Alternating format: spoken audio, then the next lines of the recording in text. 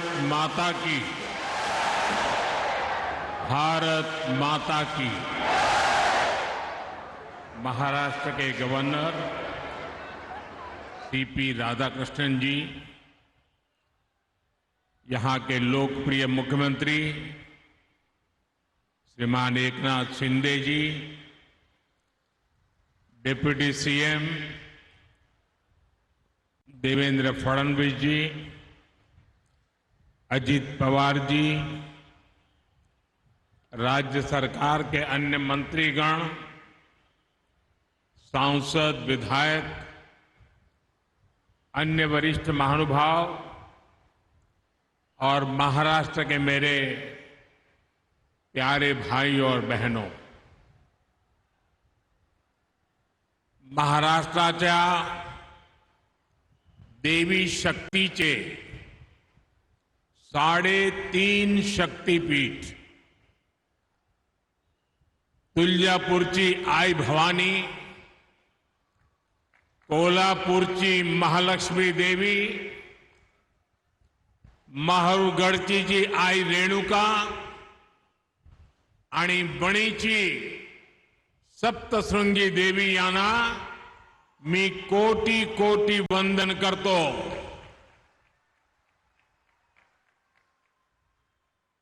मैं ठाणे की धरती पर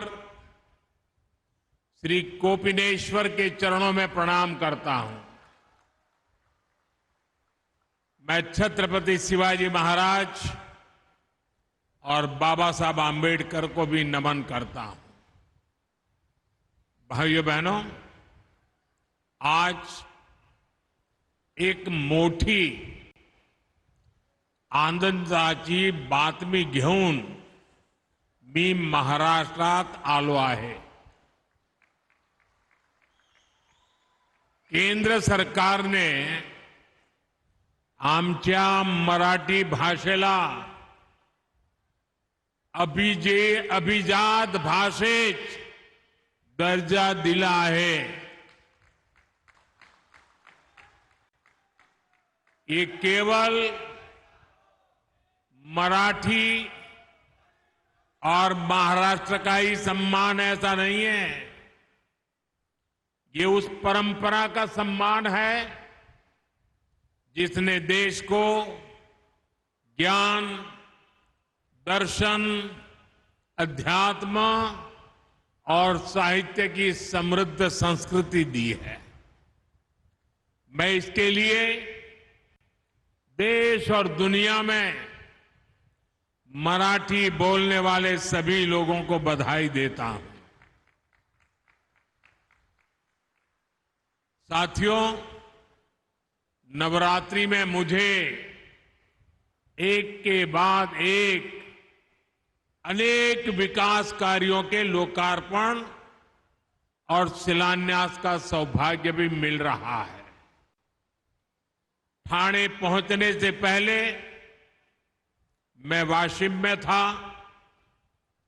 वहां देश के 9.5 करोड़ किसानों को किसान सम्मान निधि जारी करने और कई विकास परियोजनाओं के लोकार्पण का अवसर मुझे मिला।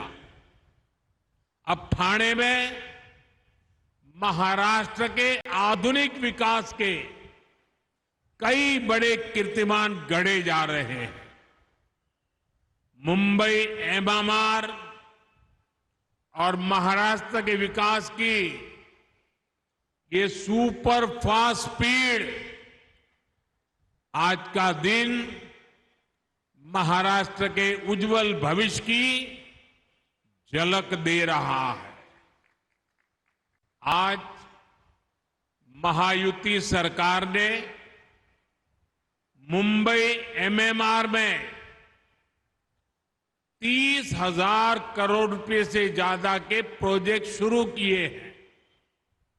आज 12,000 करोड़ रुपए से ज्यादा की ठाणे इंटीग्रल रिंग मेट्रो का भी शिलान्यास हुआ है। Navi Mumbai airport influence area यानी नैना प्रोजेक्ट, छेड़ा नगर से आनंद नगर तक elevated eastern freeway, Thane municipal corporation का नया मुख्यालय, ऐसे कई बड़े विकास कार्यों का भी आज शिलान्यास हुआ है। ये विकास कार्य मुंबई और ठाणे को आधुनिक पहचान देंगे। साथियों, आज ही आरए से बीकेसी मुंबई की एक्वा लाइन मेट्रो का शुभारंभ भी हो रहा है। इस लाइन का मुंबई के लोग काफी समय से इंतजार कर रहे थे। मैं आज जापान सरकार का भी आभार व्यक्त करना चाहता हूं।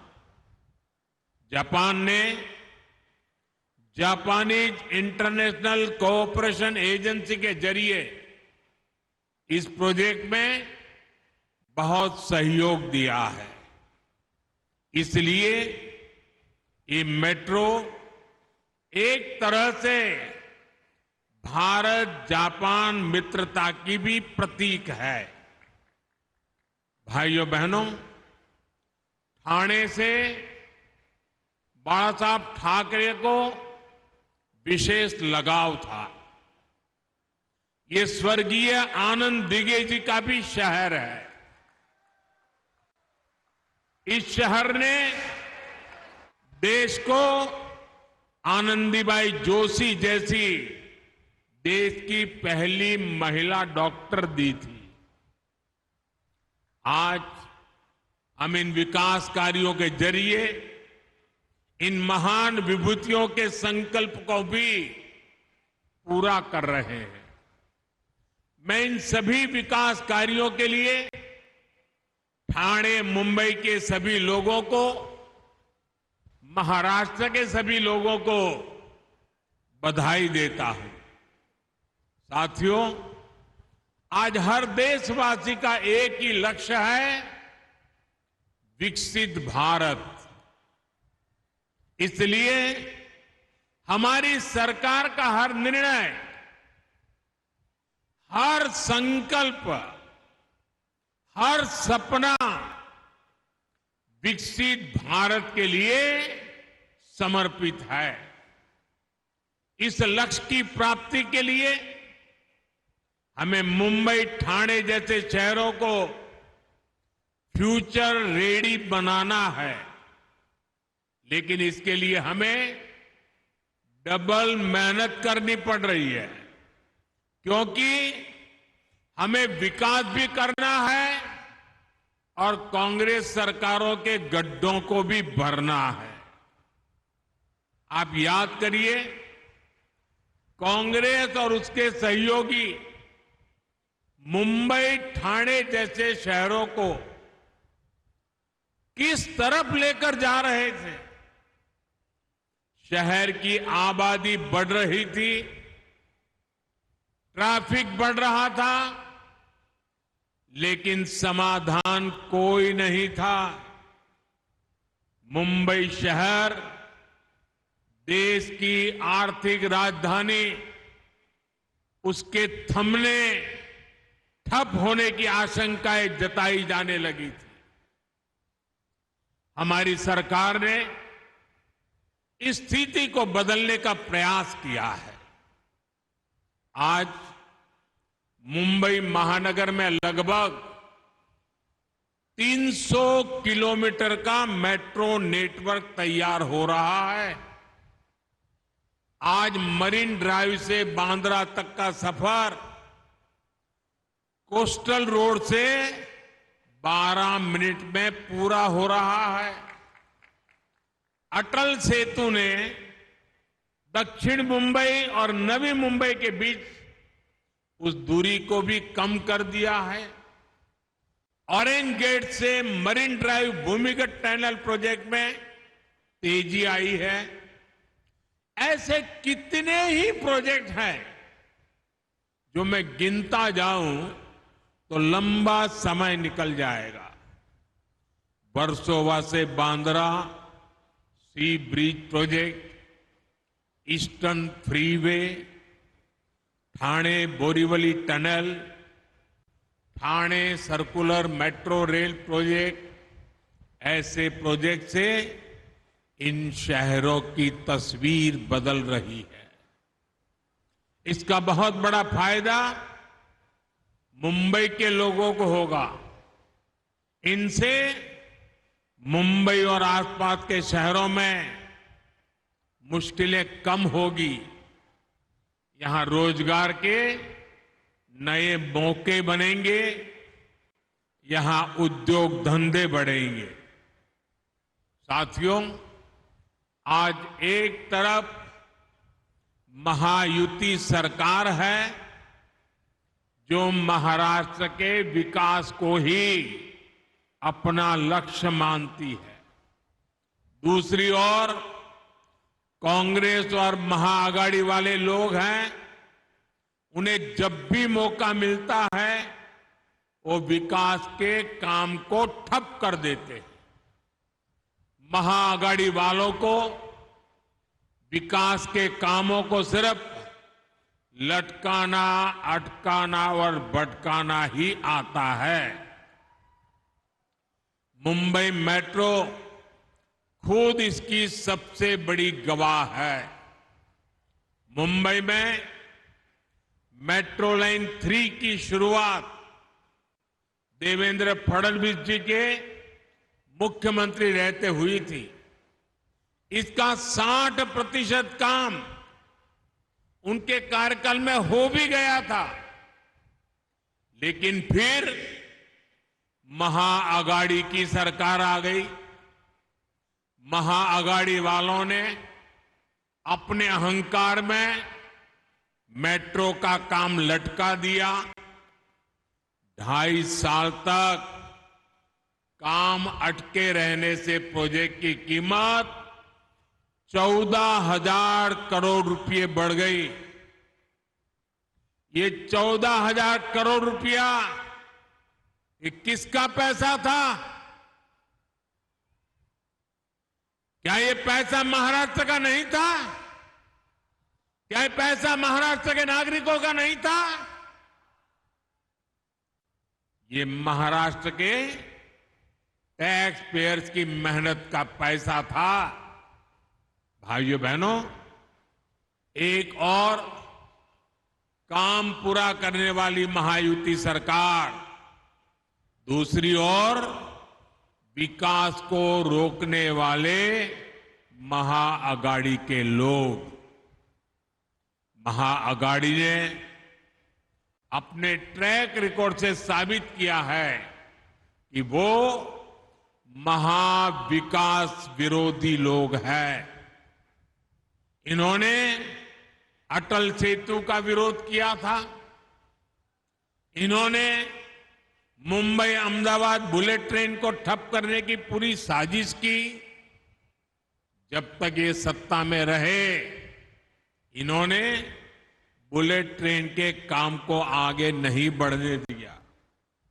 इन्होंने तो महाराष्ट्र के सूखाग्रस्त इलाकों में पानी से जुड़े प्रोजेक्ट तक को नहीं बख्शा। जो काम महाराष्ट्र के लोगों की प्यास बुझाने के लिए शुरू हुए थे, महाआघाड़ी सरकार ने उन्हें भी रोक कर रखा था। ये आपका हर काम रोक देते थे। अब आपको इन्हें रोक देना है। महाराष्ट्र में विकास के इन दुश्मनों को सत्ता के बाहर ही रोक देना है, सैकड़ों मील दूर रखना है। साथियों, कांग्रेस भारत की सबसे बेईमान और भ्रष्ट पार्टी है।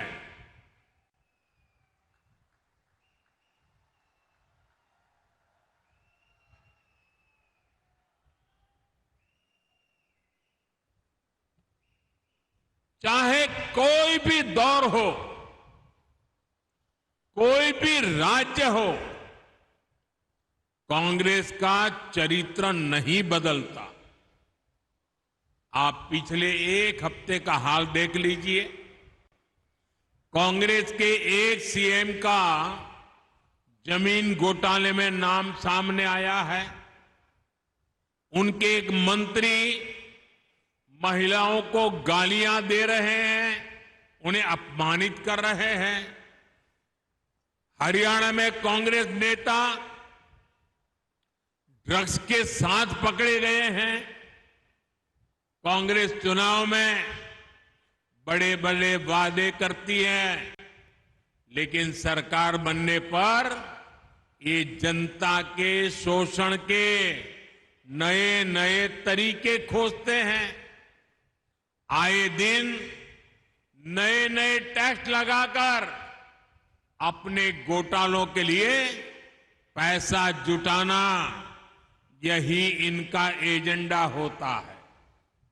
हिमाचल में तो कांग्रेस सरकार ने हद ही कर दी है।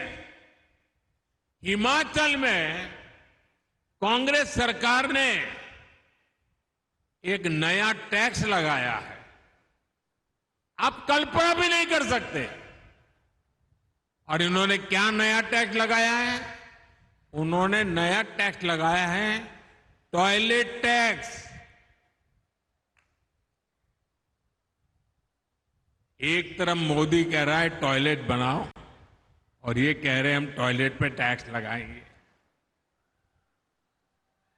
यानी कांग्रेस लूट और फरेब का एक पूरा पैकेज है। वो आपकी जमीन लूटेंगे, वो युवाओं को ड्रग्स के दलदल में धकेलेंगे, वो आप पर टैक्स का बोझ ला देंगे और महिलाओं को गालियां देंगे। लूट, झूठ और कुशासन का ये पूरा पैकेज, ये कांग्रेस की पहचान है।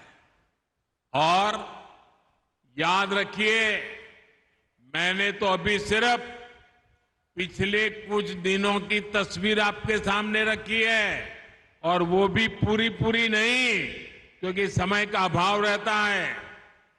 कांग्रेस वर्षों से यही करते आई है। भाइयों और बहनों, महाराष्ट्र में इन्होंने अभी से अपना रंग दिखाना शुरू कर दिया है। आप देखिए, महायुति सरकार ने महाराष्ट्र की महिलाओं के लिए लाड़की बहन योजना शुरू की। इसमें बहनों को 1,500 रुपया महीना और 3 एलपीजी सिलेंडर मुफ्त मिल रहे हैं। महाआघाड़ी वाले इसे हजम नहीं कर पा रहे हैं। वो इंतजार में है कि उन्हें मौका मिले। महायुति की सरकार को अगर मौका मिला, जो मिलने वाला नहीं है, सबसे पहला काम ये शिंदे जी पर गुस्सा उतारेंगे और शिंदे जी ने जितनी योजनाएं बनाई हैं, सब पर ताला लगा देंगे। महाआघाड़ी वाले चाहते हैं कि पैसा बहनों के हाथ में न जाए, लेकिन उनके दलालों की जेब में जाए। इसलिए हमारी माताओं बहनों को कांग्रेस और महाआघाड़ी वालों से जरा ज्यादा ही सावधान रहने की जरूरत है। साथियों, कांग्रेस जब सत्ता में थी तो अक्सर ये सवाल पूछा जाता था कि कांग्रेस को देश के विकास से क्या तकलीफ है। लेकिन जब से ये लोग सत्ता से बाहर गए हैं, इस सवाल का जवाब इन्होंने खुद दे दिया है। आज कांग्रेस के असली रंग खुलकर सामने आ गए हैं। कांग्रेस को अब अर्बन नक्सल का गैंग चला रहा है। पूरी दुनिया में जो लोग भारत को आगे बढ़ने से रोकना चाहते हैं। कांग्रेस अब खुलकर उनके साथ खड़ी है। इसलिए अपनी घोर असफलताओं के बावजूद कांग्रेस सरकार बनाने का सपना देख रही है। कांग्रेस जानती है कि उसका वोट बैंक तो एक रहेगा, लेकिन बाकी लोग आसानी से बढ़ जाएंगे, टुकड़े हो जाएंगे। इसलिए कांग्रेस और उसके साथियों का एक ही मिशन है, समाज को बांटो, लोगों को बांटो और सत्ता पर कब्जा करो। इसलिए हमें अतीत से सबक लेना है। हमें हमारी एकता को ही देश की ढाल बनाना है। हमें याद रखना है, अगर हम बटेंगे तो बांटने वाले महफिल सजाएंगे। हमें कांग्रेस और महाअघाड़ी वालों के मंसूबों को कामयाब नहीं होने देना है। साथियों, जहां जहां कांग्रेस के कदम पड़ते जाते हैं, वहां बंटाधार ही होता है। इन्होंने देश को गरीबी के गर्त में धकेला। इन्होंने महाराष्ट्र को तबाह किया, महाराष्ट्र के किसानों को तबाह किया। इन्होंने जिस किसी राज्य में सरकार बनाई उसे भी तबाह किया। यही नहीं, इनकी संगत में आकर दूसरी पार्टियां भी बर्बाद हो जाती है। जो लोग पहले राष्ट्रवाद की बात करते थे, वो अब तुष्टीकरण की राजनीति करने लग गए हैं। आपको भी पता है, हमारी सरकार वक्फ बोर्ड के अवैध कब्जों पर बिल लेकर आई है, लेकिन तुष्टीकरण की राजनीति में कांग्रेस के नए नए चेले वक्फ बोर्ड क्या हमारे बिल का विरोध करने का पाप कर रहे हैं। ये कहते हैं वक्फ के अवैध कब्जों को हटने नहीं देंगे।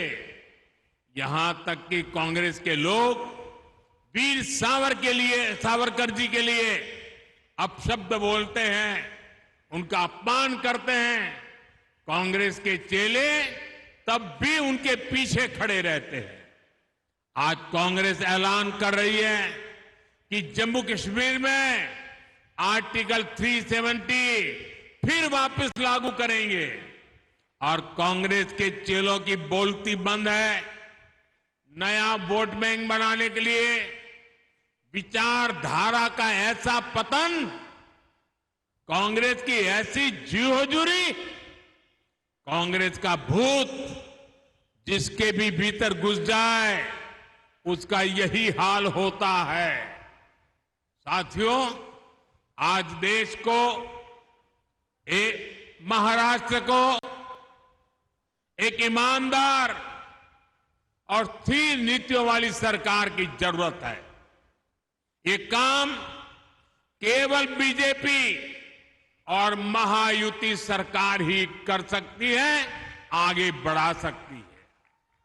ये बीजेपी है जिसने देश में आधुनिक इंफ्रास्ट्रक्चर भी खड़ा किया और सामाजिक इंफ्रास्ट्रक्चर को भी मजबूत बनाया है।